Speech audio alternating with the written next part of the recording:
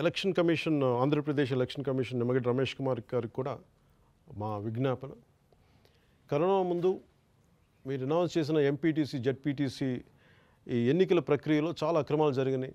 స్వయాన మా నాయకుల్ని చాలామందిని బెదిరించారు, కొట్టారు, దాడులు చేశారు. తిరిగి అదే కంటిన్యూ చేస్తాం అన్న తర్వాత చాలా అనేకమైన కంప్లైంట్స్ వెళ్ళినాయి. ఆ కంప్లైంట్స్ ఉధృతి చూసి మా నాయకులందరూ మేము కలెక్టర్ దగ్గరికి పంపించాం. ప్రతి జిల్లా కలెక్టర్లు కూడా వారి సంబంధిత కింద స్థాయి అధికారులతో ఏదో తీసుకొని నామకే వాస్తే తీసుకుంటున్నారు అన్నట్టుగా నాకు రిపోర్ట్స్ వస్తూ ఉన్నాయి. సో మాకు ఈ ప్రక్రియ మీద కొంత నమ్మకం పోయింది. న్యాయం జరుగుద్ది అంటే తిరిగి మీరు కంప్లైంట్స్ ఉన్నాయి, తిరిగి అక్కడి వరకు మేము చేస్తామన్న ప్రక్రియ కూడా మాకు నమ్మకం కలగట్లేదు.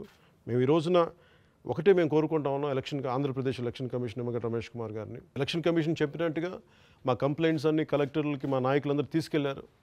కానీ ఆ ఉధృతి అసలు ఎంతమందికి అన్యాయం జరిగింది అనేది ఒకసారి చెప్తా ఉంటే వీటన్నిటిని దృష్ట్యా ఎంపీటీసీ జెడ్పీటీసీ ఎన్నికలకి తిరిగి Andhra Pradesh election commission fresh notification ఇస్తేనే న్యాయం జరుగుతుందనేది మా అందరి ప్రగాఢ విజ్ఞాపన, విశ్వాసం కూడా.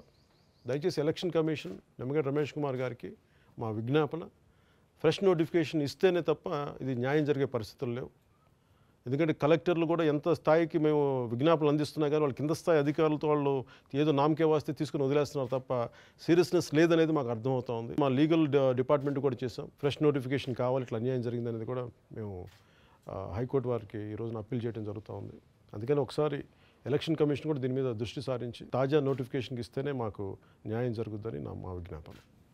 జై హింద్.